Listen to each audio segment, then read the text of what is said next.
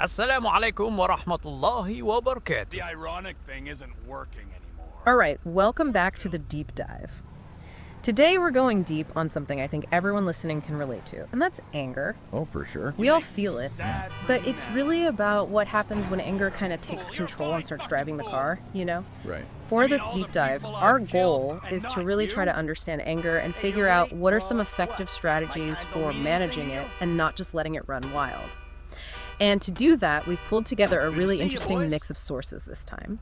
We've got some of the latest psychological research, we've got some insightful articles, and then to round things out, we've got some wisdom from Islamic religious texts, specifically the Quran and Hadith. Cool. So we're coming at this from different angles, but ultimately our mission here is to give you, the listener, actionable insights, like real stuff you can use, and a really comprehensive understanding of anger management.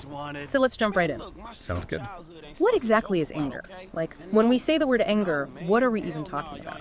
Well, at its core, anger is this really intense emotional response. Okay. And it's usually triggered when we feel threatened in some way. Yeah.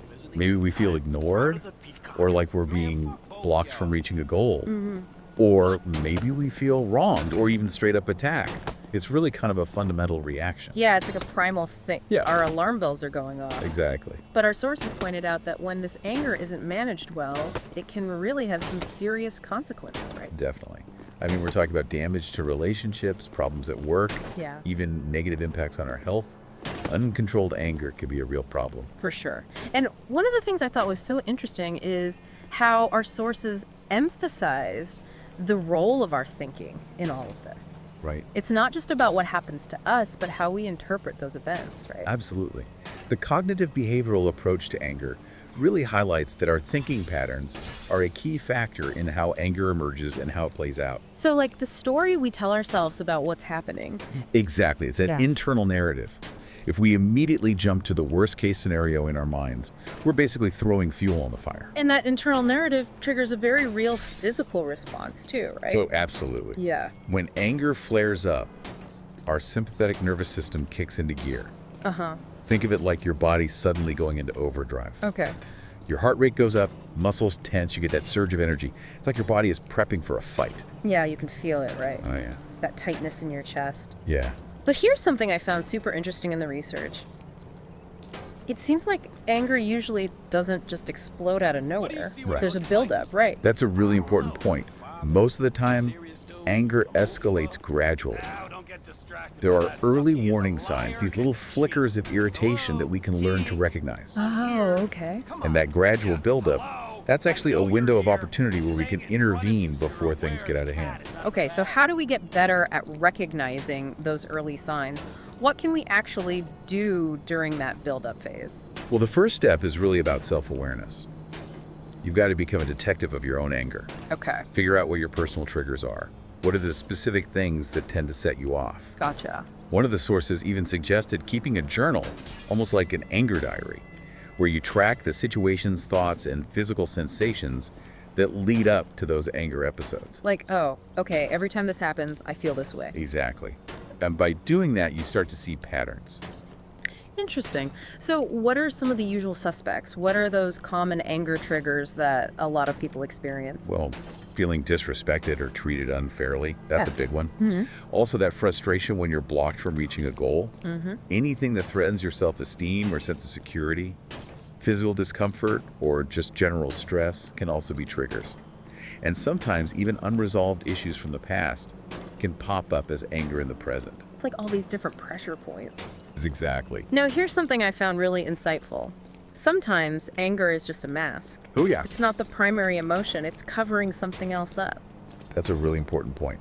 Often, anger acts as a secondary emotion. It's like a shield. Yeah. Underneath, you might find more vulnerable feelings like fear, hurt, shame, or even disappointment. Wow. And that's a game changer because it means we can start to address those root causes instead of just battling the surface level anger. So don't just focus on the red. Look for what color is underneath. Exactly. Now, our sources also brought in a really interesting perspective from Islam. How does that tradition view anger? Well, Islam acknowledges that anger is a natural human emotion, Okay. but it places a huge emphasis on self-control. Okay.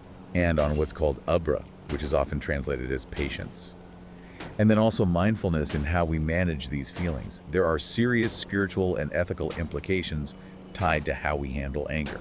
So it's not about becoming emotionless, it's about how you handle those strong emotions. Can you tell me a little bit more about this concept of abra? Like, what does that really mean in this context? Sure. It's not just about passively enduring things. Yeah.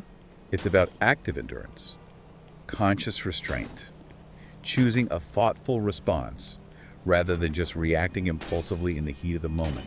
It's a real process of emotional regulation. That makes sense. Thank So you. it's not just gritting your teeth and bearing it. There are specific actions involved. Exactly. Now, our sources highlighted a few verses from the Quran that talk about this. Yeah. What can you tell us about those?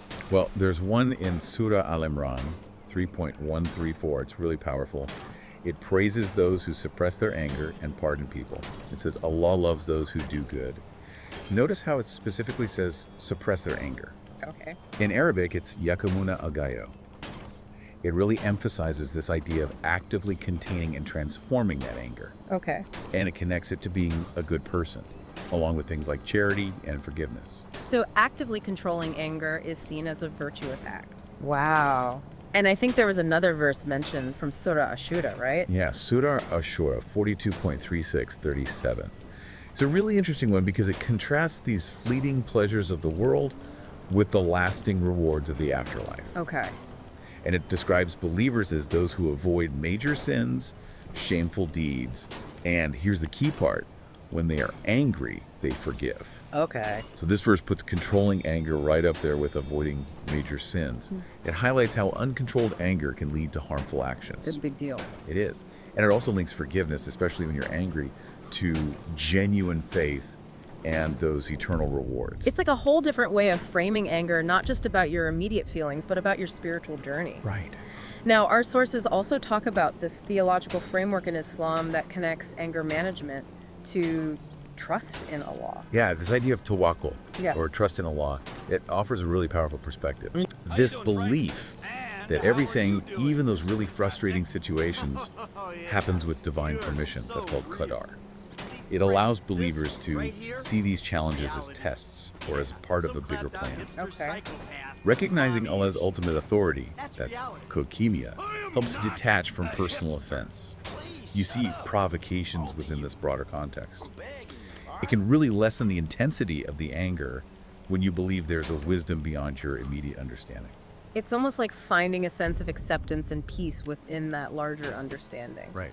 Okay, so we've talked about the nature of anger, its impacts, and some of the spiritual perspectives. Let's get practical now. What are some things we can do in the moment when that anger starts to flare up? Like, what are some quick intervention techniques that can help prevent things from escalating? Right. So when you feel that heat rising, think of these techniques as circuit breakers. One that's consistently highlighted as super effective is diaphragmatic breathing, often called belly breathing. Research shows it can really help regulate the physical experience of anger. It's like hitting the pause button on your body's stress response. Okay, break that down for me. How do you actually do diaphragmatic breathing? So it's about taking those deep breaths from your diaphragm, the muscle below your rib cage, not just shallow breaths from your chest. Gotcha. So you inhale slowly through your nose, focusing on letting your belly expand outward, Okay. and then you exhale gradually through your mouth. Gotcha. And doing this for a few cycles helps to slow down your heart rate and calm that fight or flight response. So you're kind of intentionally overriding the physical reaction.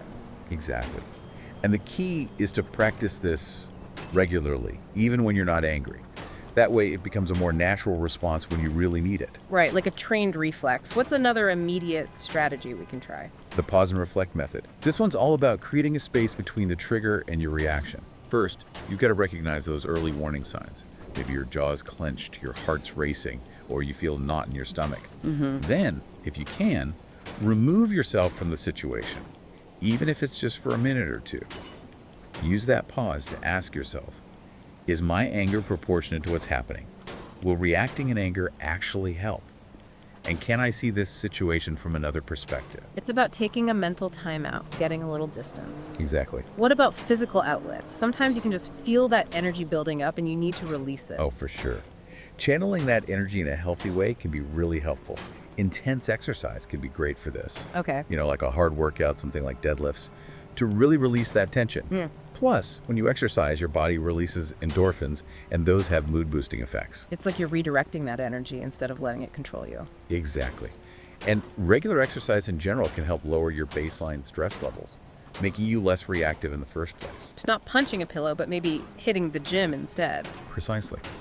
Now, our look into Islamic perspectives also offered some really interesting immediate interventions drawing from faith. Okay, tell me more about that. So, the Hadith gives some really specific advice for dealing with anger in the moment. One powerful technique is seeking refuge in Allah through dua, which is a form of prayer. Okay. The Prophet Muhammad, peace be upon him, advised saying, "I seek refuge with Allah from Satan the accursed." Okay. And it's not just about the words themselves, it's about actively seeking divine help. Yeah. And it also creates a pause, giving you a moment to engage your conscious thought before reacting. It's like a spiritual reset. Exactly. What else did the hadith suggest? Changing your physical posture. Interesting. There's a hadith that says, if one of you becomes angry while standing, let him sit down. If the anger leaves him, well and good. Otherwise, let him lie down. And you know, modern psychology actually backs this up. Really? Changing your body position can influence your emotional state. It helps to bring down that physical arousal, that feeling of being on high alert. That's fascinating. It's like physically downshifting your body can help you downshift your emotions. Right. And there was also the mention of ablution or wudu, right? Yes. The Prophet, peace be upon him, compared anger to fire and said that it can be extinguished by water. He advised performing ablution, which involves washing specific parts of the body with water when feeling angry. Okay. This goes beyond the symbolic spiritual purification. The physical sensation of the water, the steps of the ritual, they create a distraction and a moment to cool down both physically and mentally. It's engaging your senses in a really deliberate way to kind of interrupt that anger response. Exactly. So we've got these immediate strategies, both from general research and Islamic teachings. Now let's zoom out a little and talk about some longer-term approaches. Okay. What about those cognitive behavioral techniques that really aim to shift our thinking patterns and behaviors around anger? These are the techniques that get to the root of the problem, helping you understand and change the way you think and react over time. One of the cornerstones is cognitive restructuring. Okay. This involves learning to identify those automatic negative thoughts that pop into your head when you're angry. You know, those immediate knee-jerk reactions. Exactly. Then it's about questioning those absolute thinking patterns, the always, nevers, and shoulds that we often tell ourselves. By reframing situations in a more balanced, realistic way, and by developing more reasonable expectations, you can actually reduce the intensity and frequency of your anger. Yeah.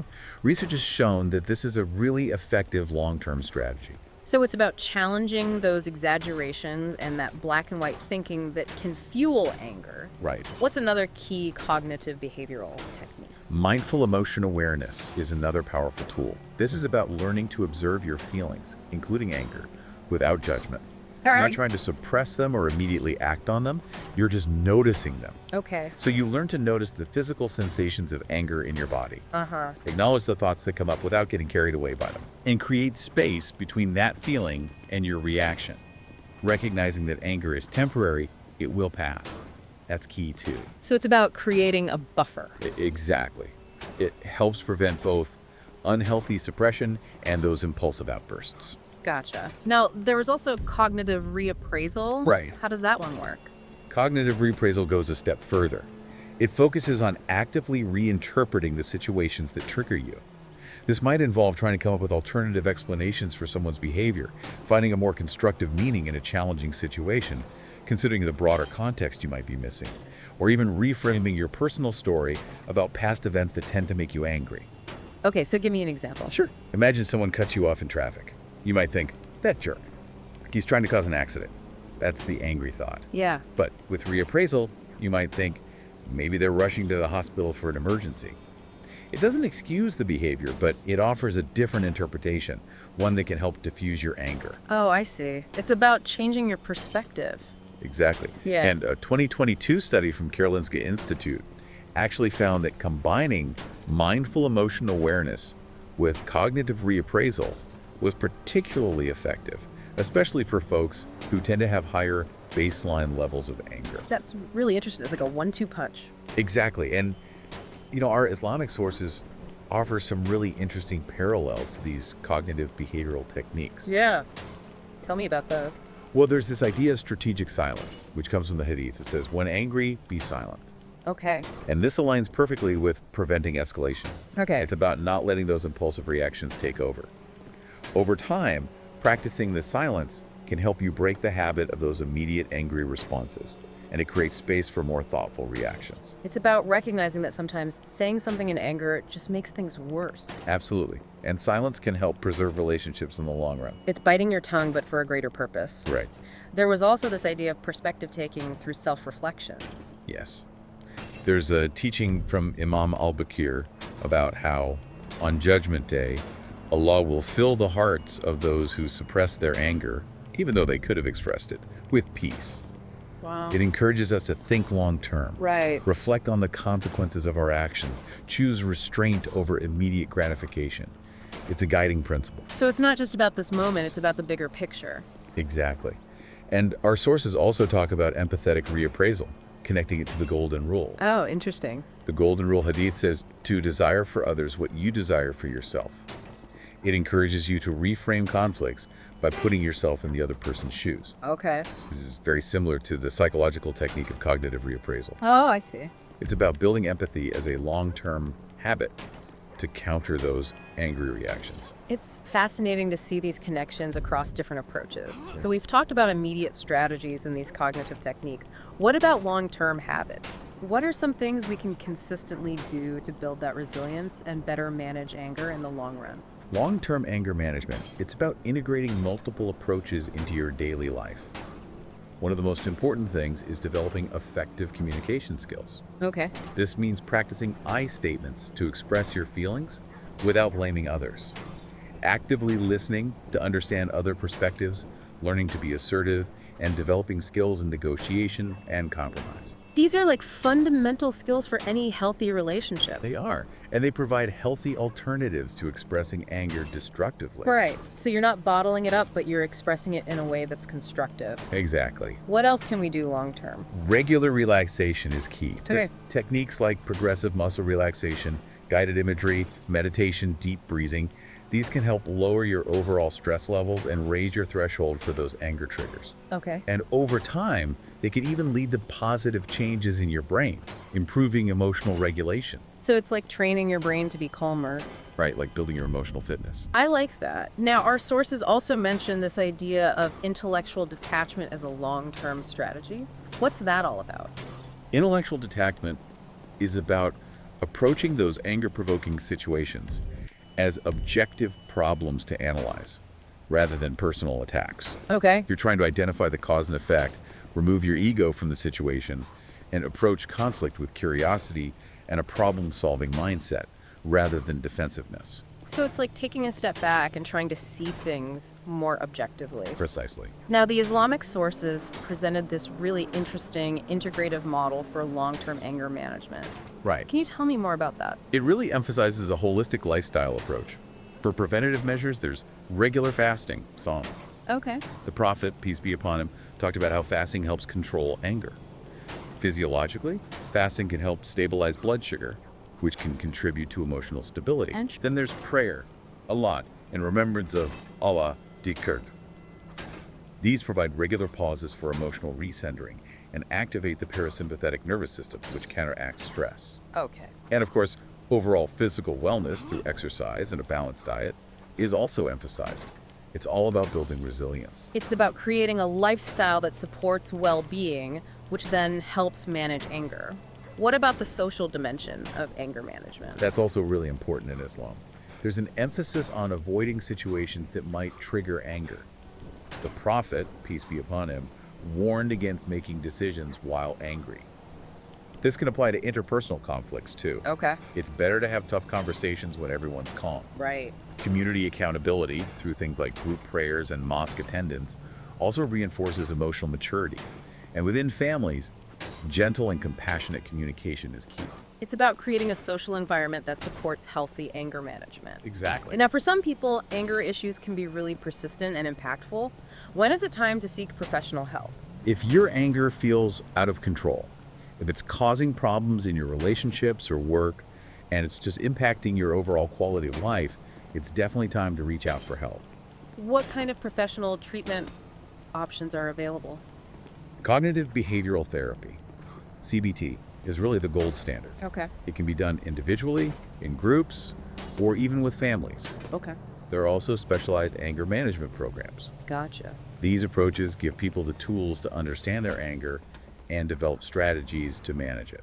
And our sources also mention online interventions for anger management. Yeah, those are becoming more and more popular. Okay. And research is showing that they can be surprisingly effective. Wow.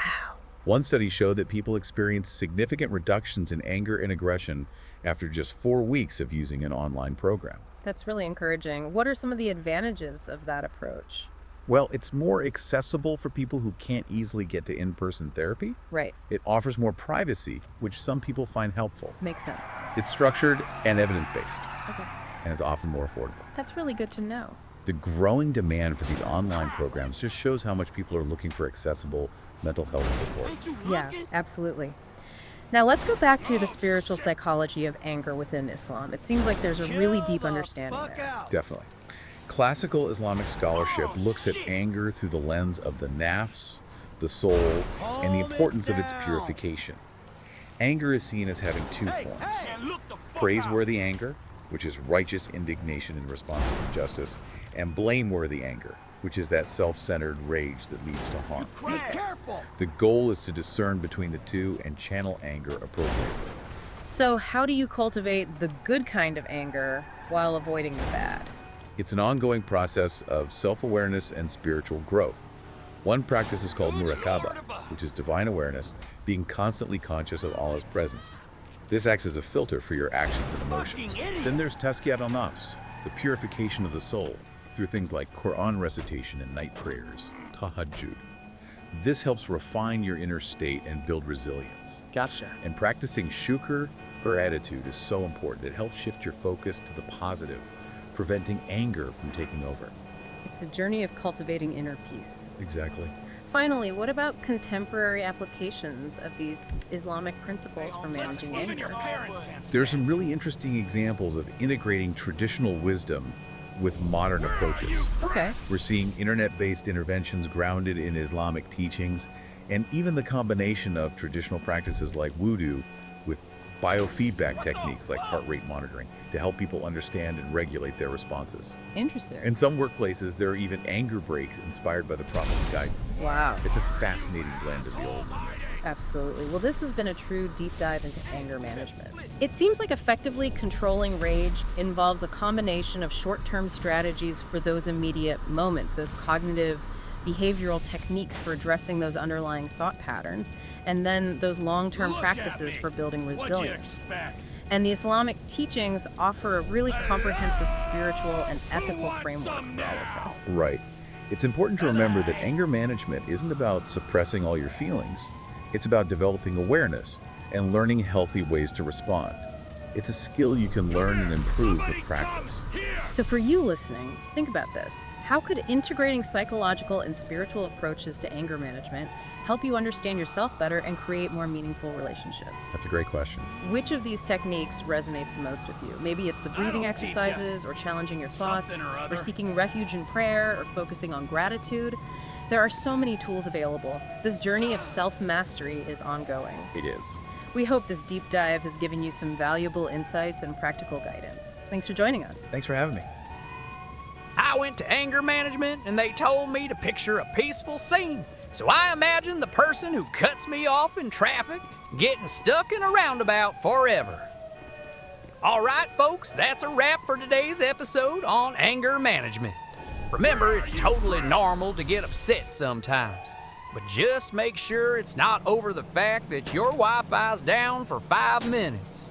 Anger management isn't about bottling things up, it's about handling them so you don't end up yelling at your microwave for not cooking your popcorn fast enough. Stay calm, stay chill, and we'll catch you in the next one. Thanks for tuning in, and if you like this episode, don't forget to hit that like button, subscribe, and share it with a friend, maybe even someone who could use a little anger management. Peace out.